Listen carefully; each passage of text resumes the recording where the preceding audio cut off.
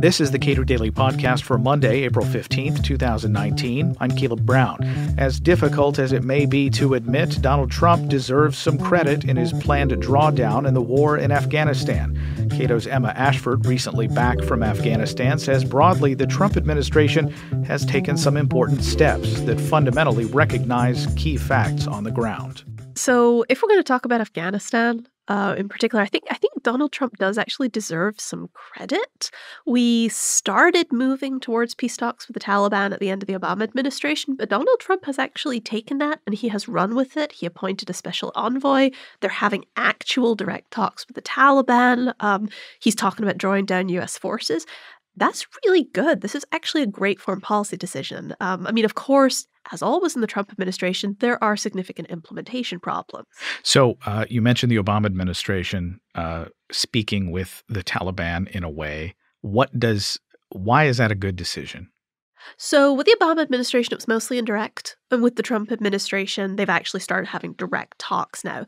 The reason it's good is we have been fighting them for over 18 years at this point, and we've not actually sat down and had peace talks. We've not actually tried to figure out what it is that the Taliban wants in order for them to stop this civil war. And instead, we've basically just pursued a policy of sort of absolute defeat. They basically have to go away in order for us to leave Afghanistan. So we're basically accepting reality with making these talks, and that's a really good thing. Okay, so the president has also asked for an exit from Syria, and it has seemed like the Pentagon, at least, has either slow-walked it or seemed caught off guard when the president went public with this information. But anybody who's following the things that this president has said since the campaign trail is that Syria is just a bad deal for the U.S. And so what is different about Afghanistan? Well, I have some sympathy for the military planners at the Pentagon who are trying to deal with this, because usually how this works in your average administration is these decisions are debated internally for weeks or months or even years before they get implemented, and that gives military planners a lot of time to figure out how they're going to do it logistically, right? So when a tweet comes out from President Trump one day that just says, all troops out, they have contingency plans. In a certain number of months. Yeah, it's actually quite difficult to do that logistically. Where the real problem is, though, I think is actually above the military planners, and it's Donald Trump's advisors. It's people like John Bolton, Mike Pompeo, who the minute they see that tweet, they're already trying to walk it back. They go and tell journalists that's not what we're really doing. They send contradictory messages down to the Pentagon saying, don't actually do it. That's not what he really means. And so the end result is just total confusion. And in Syria, that's resulted in sort of, we are leaving a bunch of troops there, but we really don't know how many it is. In Afghanistan, it's basically, we're definitely withdrawing at least some troops. We're trying to end the conflict, but the timeline's a little unclear, and how fast the drawdown happens is very unclear. Okay, so the difference with respect to Afghanistan is what? So in Afghanistan, it's peace talks. That's the difference. And this is a strategy that the Trump administration has been entirely unwilling to pursue in the case of Syria. Obviously, Syria is different in many ways. There's lots of countries involved. We have less of a stake. But in Afghanistan, the fact that they're talking about drawdown of troops and simultaneously actually pursuing peace talks to end that conflict, or at least find a ceasefire stalemate there, that's a big change in U.S. policy, and it's a change that actually has the potential to work. It's not just that we're precipitously drawing all the troops out of Afghanistan and just letting it collapse.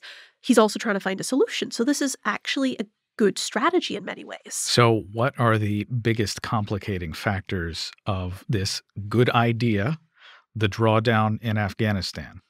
So when I was in Afghanistan last week, the thing that I heard most frequently is that there is just no communication between the Trump administration and the Afghan government on this process. So while it's great that we are having direct negotiations with the Taliban, the Trump-appointed envoy to these peace talks, a guy, Ambassador Khalilzadeh, he has basically cut the Afghan government out of this process. And so it's direct US Taliban negotiations, but we're not actually talking to the nominal government of Afghanistan about this, and they have somewhat different opinions on a lot of this stuff. So even if we get to an agreement with the Taliban, not entirely sure what the government of Afghanistan will do about that. And there's also some sort of personal issues between Khalilzad and the president of Afghanistan that really just complicates this stuff even further. Yeah, you would expect that the people who essentially represent the former government of Afghanistan, having direct talks with them, should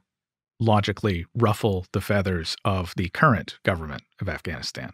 Well, it's not so much former and current government. It's that Khalilzad has he is himself an Afghan expatriate, lived in America for many years, just like Ashraf Ghani, the current president. And Khalilzad has flirted with running for president of Afghanistan a number of times. So there was an incident here in DC a couple of weeks ago where the Afghan National Security Advisor was here in town meeting with a bunch of journalists, basically just went off about Khalilzad, about how he was trying to foment a coup in Afghanistan. These peace talks are just a way of destabilizing our government.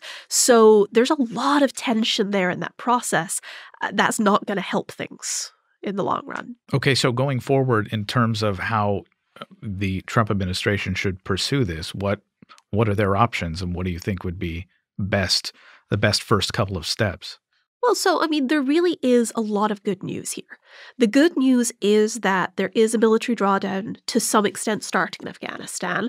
We're engaged in peace talks that have the potential to help us get out of Afghanistan faster and in a way that keeps that state secure. What the Trump administration could do to fix sort of the other problems is to talk more to the government of Afghanistan. Now, obviously, we're not going to agree on everything with them when we're negotiating with the Taliban, but actually including them in the process makes it more likely that it will work. So the Trump administration sort of approach, which is very unilateral, which is kind of their approach to everything in foreign policy, they're going to need to soften that a little if they want this to work. And as you mentioned, the various sides here are seemingly all interested in the same thing, which is peace. Yeah. So again, something that I heard from everybody when I was out in Afghanistan recently was that for the first time in many years, everybody is really pushing towards peace. This conflict has basically become stalemated, and it has been stalemated for so long that everybody really just wants it to be over. And even if that means accepting compromises on all sides, people seem willing to accept that now in a way they didn't even 5 years ago. So this is, I think, a hopeful time for the conflict in Afghanistan. Emma Ashford is a research fellow at the Cato Institute. Subscribe to the Cato Daily Podcast wherever you get your podcasts and follow us on Twitter @Cato Podcast.